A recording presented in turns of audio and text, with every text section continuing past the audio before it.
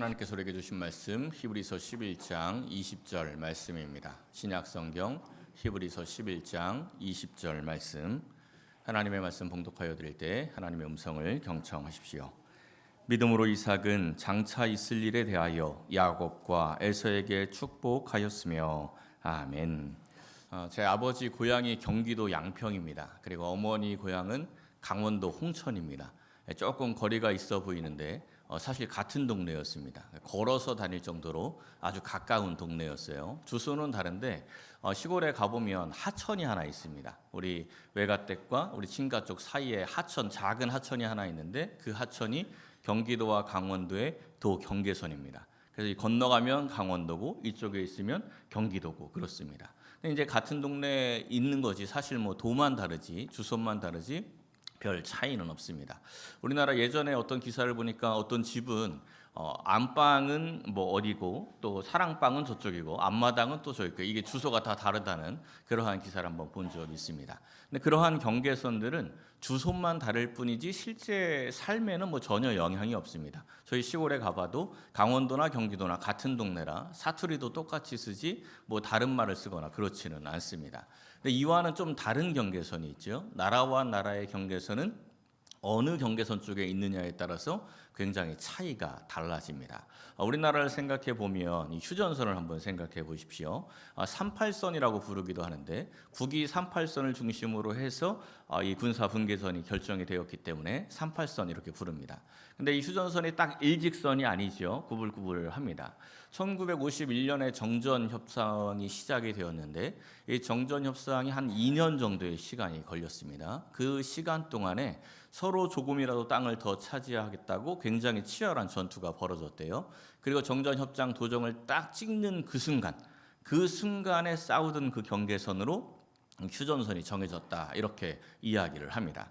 지도를 보면 이런 식으로 돼 있어요. 38선이 쭉 있고 그 위쪽으로 보면 뭐가 있습니까? 속초, 양양, 고성 다 있죠. 속초나 양양, 고성이 다 38선보다 더 이북입니다. 그런데 휴전선이 더 그 위쪽에 결정이 되었기 때문에 지금 이 우리나라에 속해 있는 것이고요. 그리고 반면에 개성은 38선 아래에 있는데 그런데 휴전선이 그 위쪽에 결정이 되어버리니까 개성은 38선 아래에 있지만 북한에 소속이 된 겁니다. 이 경계선이 어디에 있느냐에 따라서 삶의 자리가 완전히 달라졌지요. 이 속초나 양양은 우리나라 관광지로서 정말 아주 즐겁고 재밌게 사는 곳이 되었는데 이 개성이나 이쪽은 38선 아래에 있지만 북한에 소속이 되면서 굉장히 좀 어려운 이 비참한 그러한 상황을 살게 되는 것을 우리가 볼 수 있습니다. 그런데 이러한 나라와 나라의 경계선보다 더 중요한 경계선이 있습니다. 그것은 세상 나라와 하나님 나라의 경계선입니다. 이 세상 나라에서의 경계선은 그냥 인생이 달라질 뿐이지만 하나님 나라와 세상 나라의 경계선은 인생이 아니라 영원한 생명, 영생이 달라지는 아주 중요한 경계선이 되기 때문에 그렇습니다. 오늘 이 본문에 등장하는 이삭은 이 세상 나라와 하나님의 나라의 경계선 안에서 끝까지 이 신앙의 경계선, 하나님의 경계선을 떠나지 않은 믿음의 표본을 우리에게 보여줍니다. 비록 연약한 모습이긴 했지만 끝까지 견뎌내어서 마침내 하나님의 축복을 받은 이 이삭의 믿음은 우리에게 위로와 또한 힘이 됩니다. 사랑하는 성도 여러분, 오늘 이 말씀을 상고하면서 이삭처럼 하나님의 인도하심을 받고 끝까지 믿음 안에 거하며 하나님의 축복을 받아 누리시기를 예수님의 이름으로 간절히 축원합니다. 첫째는 약속을 떠나지 않는 믿음이었습니다. 우리가 지난주에 아브라함에 대한 말씀을 좀 나누었는데 아브라함이 어떤 믿음이었습니까? 약속을 믿고 갈대아 우르를 떠난 믿음이었죠. 그런데 오늘 이제 그의 아들 이삭은 약속을 믿고 가나안 땅을 떠나지 않은 믿음입니다. 서로 반대되는 것 같지만 결국은 이제 같은 믿음이죠. 이 아브라함의 믿음을 전수받은 겁니다. 이 신명기서를 보면 굉장히 강조하는 한 가지가 있는데 부모가 자녀에게 신앙을 전수해야 한다는 겁니다. 이걸 굉장히 많이 강조해요. 신명기서의 핵심이라고 할 수 있는 쉐마 이스라엘. 이 신명기 6장에도 보면 역시 부모가 자녀에게 하나님의 말씀을 가르치고 신앙을 전수해야 한다. 이러한 내용입니다. 이렇게 강조하는 이유가 뭘까요? 성경에서 부모가 자녀에게 신앙을 전수해야 된다고 강조하는 이유는 잘 되니까 강조할까요? 잘 안 되니까 강조할까요? 그렇죠. 잘 안 되니까 이게 자꾸 강조하는 겁니다. 그렇게 해야 된다는 거예요. 이 여호수아서를 보면 여호수아서에 등장하는 이스라엘 백성들은요, 믿음이 굉장히 좋습니다. 여호수아서에 등장하는 이스라엘 백성들은 여호수아와 갈렙 두 사람을 제외하고는 전부 광야 2세대예요. 그러니까 처음에 믿음 없는 사람들은 다 죽고 광야에서 하나님이 주시는 만나를 먹으며 자라고 하나님의 이끄신 구름기둥과 불기둥을 보면서 신앙의 훈련을 했던 사람들이 광야 2세대입니다. 그래서 여호수아서의 전쟁은 다 승리해요. 딱 한 번 실패를 하는데 그 실패에도 금방 아주 영적으로 민감하게 반응하면서 다시 승리를 찾아옵니다. 그게 여호수아서의 이스라엘 백성들이거든요. 근데 그 다음 책이 뭐지요? 여호수아 다음 책? 여호수아 다음 책은 굉장히 낯설어 하시는데 여호수아 다음 책은 아셔야죠. 사사기입니다. 사사기는 구약의 암흑기 아닙니까? 이 사사기의 시작이 뭐냐면 하나님을 모르는 다른 세대가 등장을 하면서 시작을 합니다. 그러니까 광야 2세대 그 믿음 좋은 세대들이 후손들에게 믿음을 전수했다 못했다? 못했다. 이 후손들에게 믿음을 전수하지 못해서 결국은 이 실패하는 이야기가 바로 이 사사 시대의 이야기입니다. 이 부모의 신앙을 전수하는 것이 믿음의 가장 큰 유산이고 가장 큰 축복이라는 것을 아주 많이 강조를 하는데 성경에 등장하는 많은 인물들이 그 믿음을 전수하지 못합니다. 이 사사 시대처럼 암흑기를 겪게 되는 경우가 굉장히 많죠. 이삭의 아버지가 누구라고요? 아브라함의 별명이 무엇입니까? 믿음의 조상. 굉장히 쉬운 건데 물어볼 때마다 긴장을 하시네요. 아주 쉬운 겁니다. 믿음의 조상 아브라함이에요. 근데 아버지가 믿음의 조상이라고 해서 믿음이 저절로 전수되는 것은 아닙니다. 도리어 믿음을 전하기가 쉽지가 않아요. 이삭은 어떻게 보면 믿음을 이어받기 굉장히 어려운 환경 속에서 살았습니다. 이삭의 입장에서 아버지 아브라함이 어떠한 사람인지 한번 생각을 해보세요. 아브라함은 갈대아 우르에서 우상을 섬기는 집에서 살다가 하나님의 부르심을 받고 이 가나안 땅으로 온 사람입니다. 그런데 갈대아 우르는 문명 도시였지 않습니까? 문명 도시를 포기하고 하나님의 약속 하나만 바라보고 가나안 땅에 온 거예요. 그리고 이 가나안 땅에서 나그네로 살다가 100세가 되어서 드디어 이삭이 태어났습니다. 그러니까 이 아브라함이 이삭을 태울 때 얼마나 사랑을 쏟아 부으면서 키웠겠습니까? 온 사랑을 다 쏟아 부었겠죠. 이삭의 그 사랑을 고스란히 받으면서 하나님에 대한 교육을 받으면서 자랐단 말입니다. 그런데 청년이 된 이 청소년 시기에 어느 날 아버지가 갑자기 야 제사 드리러 가자 하고 이삭을 데리고 갔어요. 그리고 3일 길을 걸어서 모리아산에 올라가죠. 모리아산 꼭대기에 올라가서 아버지가 뭐 했습니까? 갑자기 칼을 꺼내서 이삭의 목에다 들이대면서 하나님이 너 잡아서 제사 드리래. 이렇게 이야기하지 않습니까? 그때 이삭의 마음이 어떠했을 것 같습니까? 이 심리학자들이 이삭의 마음을 막 연구한 그런 사람들도 있어요. 근데 뭐 그건 심리학 이야기고 이삭의 마음이 어떠했는지 성경에서 나오지는 않지만 어쨌든 이삭이 거기서 순종을 합니다. 사실 아브라함은 굉장히 꼬부랑 할아버지고 이삭은 이제 청소년기에 한참 힘이 넘쳐나는 시기이기 때문에 얼마든지 반항할 수가 있는데 성경에는 반항하지 않고 그대로 순종을 한단 말이죠. 그러니까 하나님에 대해서 들은 이야기가 많이 있으니까 거기서 순종을 했던 것 같아요. 근데 그의 마음이 어쨌든 여러 가지 막 복잡한 심경이 있었을 겁니다. 그리고 세월이 지나서 아버지 아브라함이 이 세상을 떠납니다. 근데 이때의 상황을 조금 생각을 해보세요. 아버지 아브라함이 이삭에게 계속 하나님의 언약을 이야기하고 하나님의 약속만 바라보고 살다가 이 세상을 드디어 떠난 건데 이삭의 입장에서 그 상황을 생각을 해보시라는 거죠. 아브라함이 늘 이야기했던 하나님의 약속은 하나님께서 이 땅을 주신다, 별과 같은 후손을 주신다 이런 약속이었는데 아브라함이 별과 같은 후손을 주신다고 약속을 했는데 이삭이 가만히 상황을 보니까 아브라함은 이제 아버지는 돌아가셨는데 아브라함의 직계 혈통은 자기 하나밖에 없는 거예요. 그리고 자기를 통해서 별과 같은 후손이 나와야 하는데 자기도 애를 못 낳고 계속 있다가 20년 만에 이제 겨우 태어난 아들이 에서와 야곱 2명인데 이 쌍둥이 아들인데 얘네 둘이 맨날 서로 싸워요. 별로 사이도 안 좋죠. 하나님이 분명히 이 모든 땅을 주겠다라고 약속을 해 주셨는데 아버지 돌아가시고 남아있는 땅을 보니 자기 어머니 사라 돌아가실 때 장례 치르려고 샀던 막벨라 굴 그 밭이 전부라는 거죠. 그러니까 이 이삭의 마음이 아버지가 도대체 하나님께 뭔 약속을 받고 뭘 받은 거지? 이런 생각이 좀 들 수가 있는 겁니다. 이러한 상황 가운데 뭔가 믿음의 회의감이 있는 그러한 상황 가운데 창세기 26장에 가보면 그 땅에 가뭄이 듭니다. 그렇지 않아도 믿음이 막 흔들리고 있는데 가뭄이 드니까 그냥 바로 떠나버려요. 고민도 하지 않습니다. 에이, 이 땅에서 있어봐야 뭐하겠냐. 그리고 그 땅을 바로 떠나서 애굽을 향해 내려갑니다. 26장 1절과 2절을 보면 이런 말씀이 나오죠. 흉년이 들매 이삭이 그랄로 갔다. 그랄로 갔는데 그랄이 목적이 아니에요. 2절에 가보면 하나님께서 이삭에게 나타나서 너 애굽으로 내려가지 말고 내가 지시하는 땅에 거주해, 이렇게 말씀을 합니다. 그러니까 이삭의 목적이 어디에 있는 겁니까? 애굽. 성경에서 애굽은 어디를 상징하죠? 이 세상을 상징하지 않습니까? 그러니까 이삭이 지금 세상을 향해 내려가고 있는 거예요. 이 이삭이 내려가 있는 그랄이라는 땅이 어디였는지 창세기 20장에 보면 이런 말씀이 나옵니다. 가데스와 술 사이 그랄. 아브라함도 그랄에 내려간 적이 있거든요. 여기서 이 가데스는 이 히브리어 카데시에서 나온 단어인데, 카데시라는 뜻이 거룩입니다.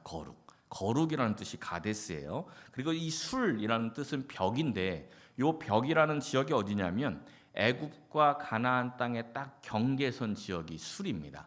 그래서 애굽과 가나안의 벽이다 해서 술이라고 불러요. 그러니까 뜻으로 풀어서 이 가데스와 술 사이 그랄을 뜻으로 풀어서 생각을 해보면 거룩과 세상의 사이 그랄, 이런 의미가 되는 거죠.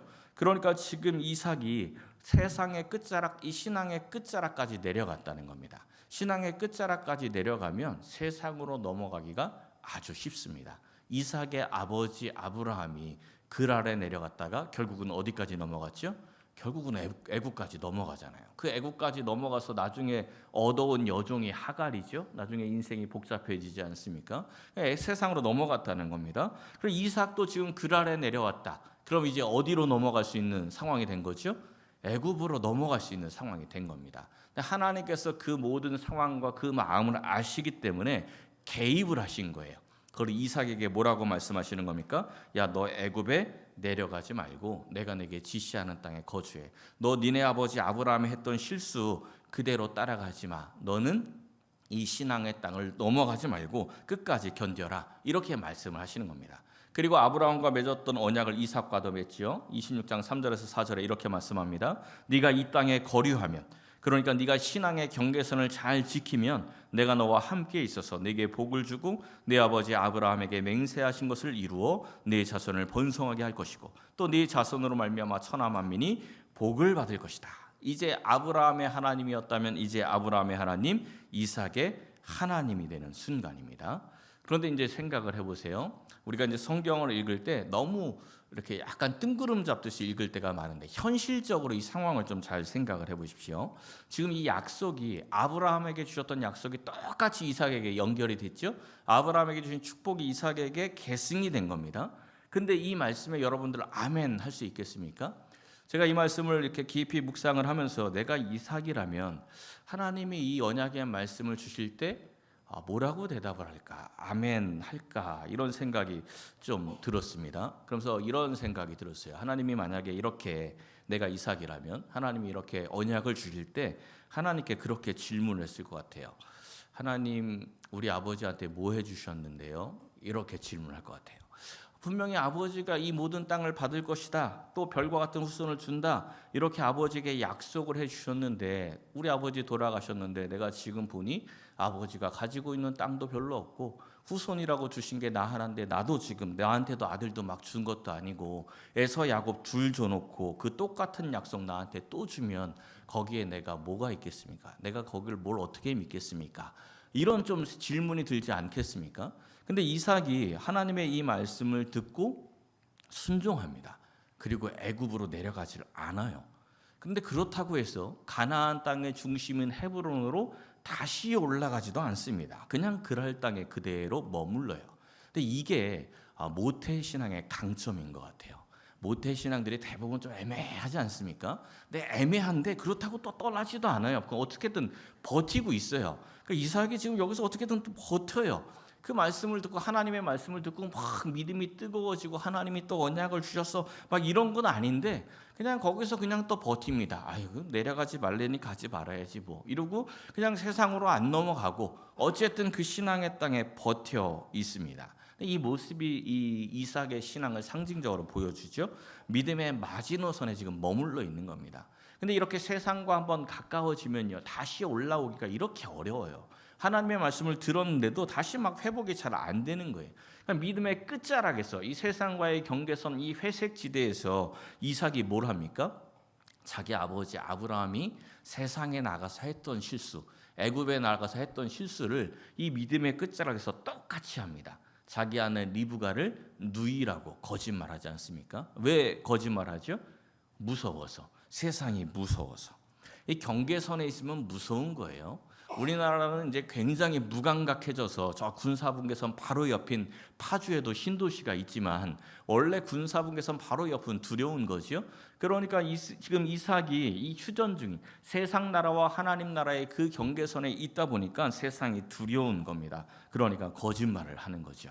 그리고 어느 날 이삭을 안고 있다가 이 아비멜렉에게 발각이 되어서 책망을 듣지 않습니까? 이 신앙인들이 세상과 경계선에 있다 보면은 세상에게 도리어 책망을 들을 때가 있습니다. 야, 너는 교회 다니는 게 왜 그러냐? 이런 소리를 들을 때가 있다는 거죠. 이 책망을 듣습니다. 근데 이토록 연약한 이삭을 하나님께서 그냥 내버려 주지 않습니다. 어찌됐든 약속의 땅 끝자락에 있긴 하지만 그래도 하나님의 명령에 순종해서 신앙의 땅을 떠나지 않고 약속을 떠나지 않고 세상에 넘어가지 않으니까 하나님께서 그 이삭에게 복을 내려주세요. 26장 12절과 13절에 보면 여호와께서 복을 주심으로 이런 말씀이 나오죠. 어떻게 됐습니까? 그 땅에서 농사하여 그의 100배나 얻었고 그 사람이 창대하고 왕성하여 마침내 거부가 되었습니다. 이 말씀을 볼 때 여러분 막 아멘 이게 되십니까? 아니면 약간 좀 찜찜하십니까? 굉장히 좀 찜찜하죠. 뭔가 이삭이 막 하나님을 위해서 헌신하고 희생하고 막 이래서 그가 마침내 복을 받아 100배 얻었고 마침내 거부가 되었다 이러면 우리가 막 아멘이 되죠. 자기는 희생하고 헌신하지 않지만 그렇게 해서 복 받았다면 그래도 좀 아멘이 됩니다. 근데 이삭은 뭐 한 게 없어요. 그죠? 뭐 한 게 없는데 마침내 거부가 됐다 이러니까 괜히 우리가 아멘하기가 조금 찜찜해요. 내 얘기가 되면 굉장히 아멘이 되는데 남이 그랬다니까 괜히 이게 아멘하고 싶지가 않은 거죠. 이삭에게 아무런 공로가 없습니다. 근데 유일하게 잘한 게 하나 있죠. 뭐 잘했습니까? 하나님 말씀 듣고 애굽으로 안 건너간 거. 그래도 하나님이 너 여기 있어, 여기 있어 그래야 돼. 이러니까 그 말씀 듣고 그래도 세상으로 안 넘어가고 신앙 그래도 지키고 있었다는 것. 이 신앙과 세상의 경계선에서 비록 흔들리고 있었지만 끝까지 약속을 떠나지 않았다는 것. 그러니까 하나님께서 그에게 축복을 하셨다는 겁니다. 우리도 어떻게든지 이 약속의 땅, 신앙의 땅을 떠나서는 안 됩니다. 이 신앙의 줄, 기도의 줄을 놓쳐서는 안 된다는 거예요. 우리도 연약해서 이 세상과 신앙의 경계선에 서 있을 때 참 많지요. 이 회색 지대에서 흔들릴 때가 참 많습니다. 근데 비록 그랄까지 내려갈지라도 거기서 애굽까지 넘어가서는 안 됩니다. 끝까지 기다리고 끝까지 하나님을 붙들어서 마침내 하나님께서 주시는 그 복을 이삭처럼 받아 누리시기를 예수님의 이름으로 간절히 축원합니다. 두 번째는 예배를 회복하는 믿음입니다. 이삭이 지금 마침내 거부가 되기는 했는데 아직 하나님의 약속이 이루어진 것은 아닙니다. 하나님의 약속은 이 모든 땅과 별과 같은 후손이죠. 근데 이삭의 상황을 생각해 보면 지금 아들 2명이에요. 에서 야곱 2명이고 뭐 후손이 별과 같이 되기는 아직 깜깜 멀었습니다. 그리고 이 모든 땅을 주신다고 했는데 지금 이 땅도 100배나 얻긴 했지만 이 땅은 이삭의 땅이 아닙니다. 그러니까 이삭이 100배나 얻고 부자가 되니까 아비멜렉이 쫓아와서 바로 뭐라 그럽니까? 야, 너 우리 땅에서 나가 하고 쫓아납니다. 이삭이 자기 땅이 아니니까 쫓겨나는 거예요.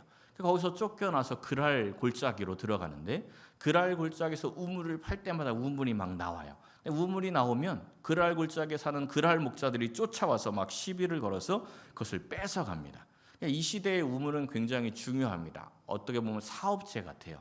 요즘으로 이야기하면 어떤 상황이냐면 어떤 건물에 가서 세를 얻어서 장사를 시작을 했는데 장사가 엄청 잘 된 거예요.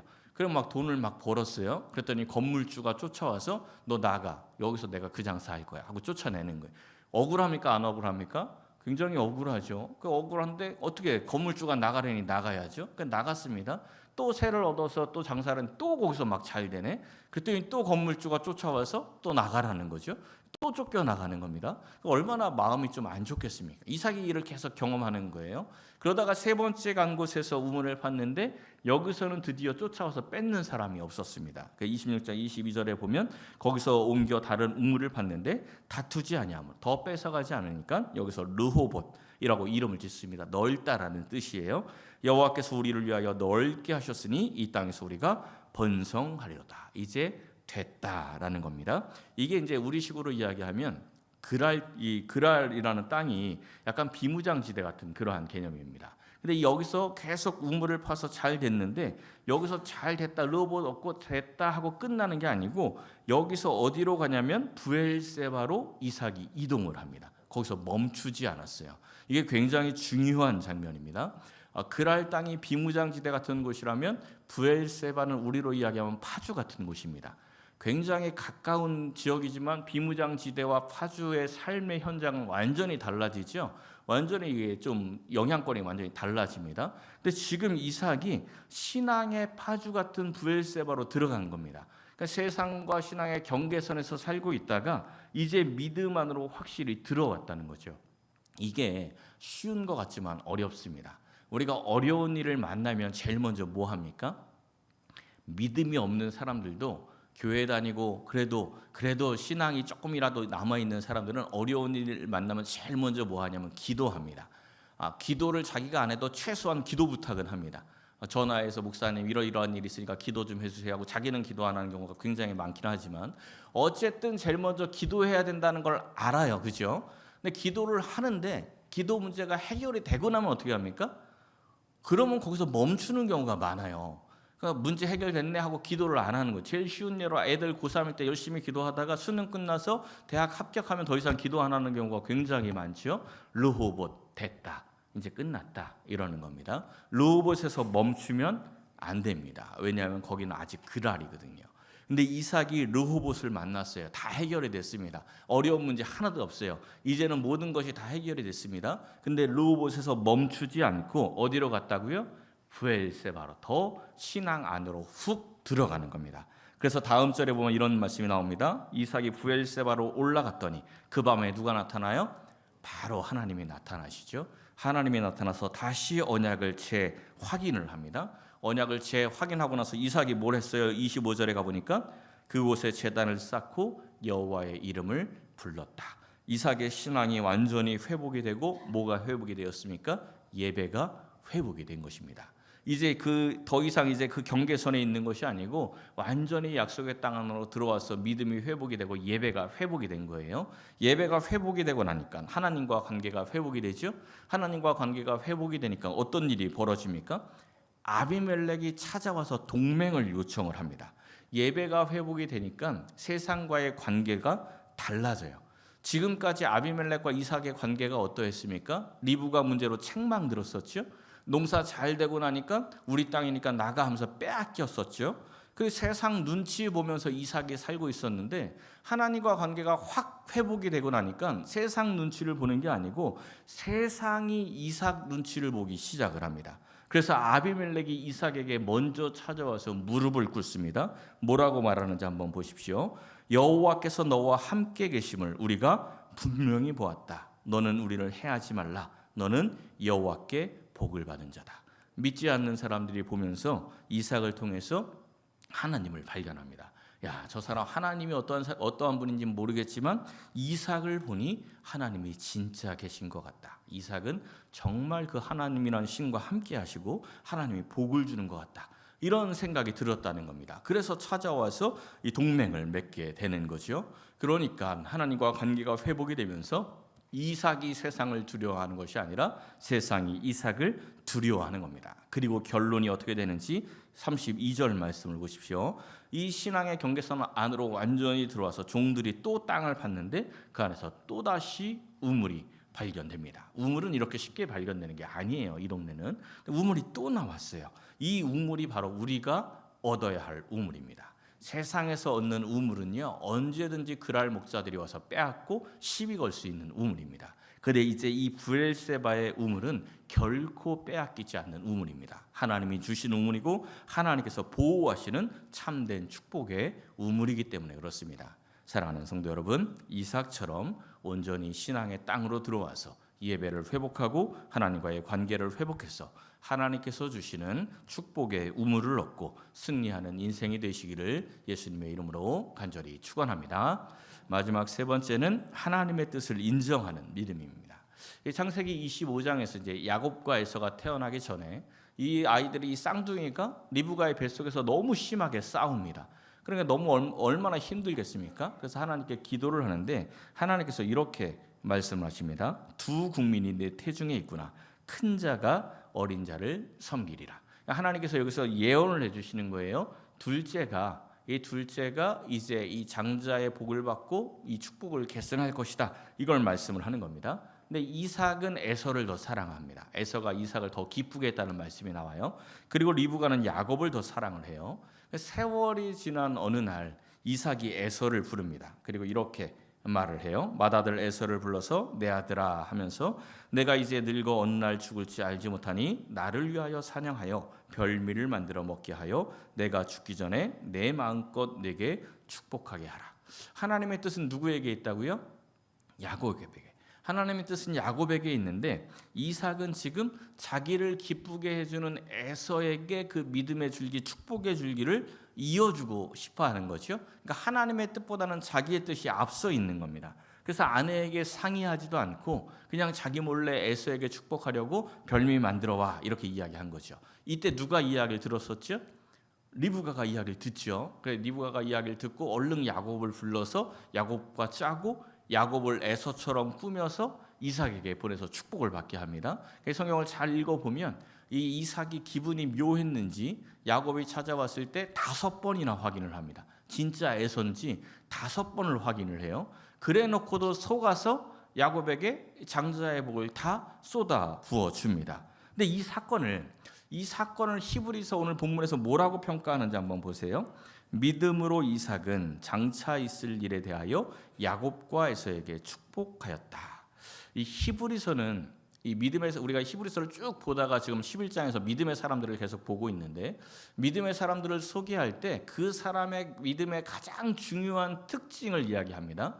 근데 이삭의 믿음을 딱 이야기를 하는데 우리 생각 같으면 이삭의 믿음을 아브라함이 칼로 잡으려 하였으나 순종하였고 뭐 이런 식으로 순종의 믿음을 이야기할 것 같은데 뭘 이야기하냐면 이삭이 야곱과 에서를 축복한 것을 믿음이다 이렇게 이야기합니다. 근데 금방 말씀을 드렸듯이 창세기에서 이삭이 믿음으로 축복했습니까? 속아서 축복했습니까? 네, 속아서 축복했죠. 속아서 축복을 했는데 믿음으로 축복했다 이렇게 말씀을 합니다. 그 이유가 뭐냐면 이삭이 속은 것을 알고 난 뒤에 어떻게 반응했는지 여기가 이제 중요합니다. 다음 절에 보면 이런 말씀이 나와요. 이삭이 심히 크게 떨며. 이삭이 왜 크게 떨었을까요? 야곱을 축복하고 야곱이 떠난 뒤에 에서가 왔는데 속았구나 그것을 알고 심히 떨었어요. 이게 열받아서 심히 크게 떤 게 아닙니다. 왜냐하면 이삭이 열받아서 심히 크게 떨었으면 제일 먼저 뭘 했을까요?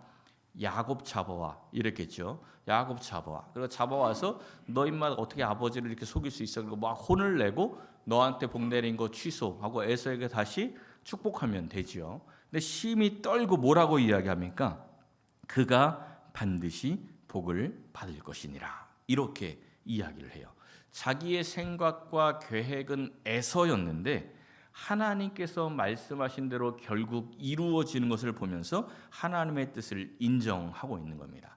그래서 에서에게 뭐라고 이야기하냐면 야곱이 반드시 복을 받을 거야. 에서야 너는 아우를 섬길 수밖에 없다. 이렇게 이야기를 합니다. 이 말이 이삭의 신앙 고백입니다. 하나님의 뜻을 인정을 하는 거죠. 그래서 훗날 야곱을 라반의 집에 보낼 때 다시 한번 축복을 합니다. 이렇게 축복을 해요. 하나님이 내게 복을 주시어 내가 생육하고 번성하게 하여서 또 아브라함에게 허락하신 복을 내게 주시되 아브라함에게 허락하신 복을 이삭이 그대로 이어받지 않았습니까? 근데 그 이어받은 그 복을 지금 야곱에게 그대로 전해주는 거예요. 야곱에게 그 축복이 계승되는 것을 인정하고 있는 거죠. 이것을 오늘 히브리서에서는 장차 있을 일에 대해서 야곱과 에서를 축복했다 이렇게 말씀합니다. 장차 있을 일은 사람의 계획과 뜻대로 되는 것이 아닙니다. 하나님의 계획과 뜻대로 되죠. 사람이 아무리 계획해도 하나님이 이루어주지 않으면 그 계획은 결코 이루어지지 않습니다. 그런데 사람은 자기의 계획과 뜻이 중요합니다. 내 계획과 뜻대로 살아가려고 애를 쓰지요. 이것을 성경에서는 육의 생각이다 이렇게 말씀합니다. 로마서 8장 7절에서 8절, 육신의 생각은 하나님의 원수가 된다. 육신의 생각은 하나님을 기쁘시게 할 수가 없다. 이삭은 자기에게 기쁨을 주는 에서를 좋아했습니다. 그래서 에서가 언약의 계승자가 되기를 바랬죠. 그런데 이것이 육의 생각이다라는 겁니다. 이 육의 생각을 내려놓기가 굉장히 어렵습니다. 그런데 이삭이 이 벌어지는 상황 속에서 영적으로 굉장히 민감하게 반응을 합니다. 그리고 자기의 육의 생각을 내려놓고 하나님의 뜻을 인정한 것이죠. 이것이 믿음입니다. 우리의 삶을 한번 생각해 보십시오. 우리 다 각자의 생각과 계획이 있지 않습니까? 내가 생각하고 내가 계획한 것이 있습니다. 그걸 놓고 하나님께 기도하죠. 그런데 그게 내 생각과 내 계획대로 가지 않고 그 계획이 어그러질 때가 많이 있습니다. 그러면 그때는 뭘 해야 되죠? 그 상황에 집중하는 것이 아니고 하나님께 집중을 해야 합니다. 이 상황과 이 상황을 통해서 하나님께서 나를 어떤 방향으로 이끄실지 생각을 해 보아야 한다는 것이죠. 믿음으로 반응을 하면 하나님의 뜻이 이해가 됩니다. 그러면 내 생각과 내 계획과 달라져도 하나님의 뜻을 인정하게 되죠. 근데 그게 안 되는 거예요, 우리가. 그래서 실족하는 거죠. 내 생각과 내 계획대로 안 되면 하나님의 뜻이 인정이 안 되니까 순복이 안 되는 겁니다. 순종이 안 돼요. 그러니까 실족하는 겁니다. 그런데 이삭은 바로 순복했다는 겁니다. 그것이 이삭의 믿음입니다. 오늘 살펴본 이삭의 믿음은 별로 그렇게 특별한 믿음은 아니었습니다. 믿음의 끝자락에서 겨우 믿음을 유지했던 사람이고 하나님의 뜻보다는 자기 육신의 뜻대로, 육신의 생각대로 에서에게 복을 주려고 했던 그러한 사람이죠. 그런데 그때마다 하나님께서 주시는 말씀, 하나님께서 주시는 그 상황을 통해서 바른 길을 선택을 합니다. 그러니까 믿음의 반응을 했던 것이죠. 그래서 결국 하나님이 주시는 축복을 받아 누릴 수가 있었던 것입니다. 그래서 이삭의 말씀이 우리에게 위로가 되는 거예요. 우리의 모습이 이삭과 비슷하거든요. 우리도 연약해서 세상과 믿음의 경계선에서 흔들릴 때가 참 많습니다. 그리고 하나님의 뜻과 계획보다는 내 뜻과 계획에 집중할 때도 참 많이 있죠. 하지만 그럼에도 불구하고 하나님이 주시는 말씀, 설교를 통해서도 주실 때 있고 또 성도의 교제를 통해서도 주실 때도 있겠죠. 여러 가지 상황을 통해서도 우리에게 주실 때가 있습니다. 그러한 상황에 영적으로 민감하게 반응한다면 결국 하나님께서 우리를 축복의 길로 인도해 주시는 것을 반드시 목도하게 될 줄로 믿습니다. 사랑하는 성도 여러분, 이삭에게 부어주신 이 축복과 이 은혜를 기억하여서 연약함 가운데에도 신앙의 경계선을 넘지 않고 하나님의 나라 안에 거하여서 이삭처럼 축복의 계승자들이 되시기를 예수님의 이름으로 간절히 축원합니다.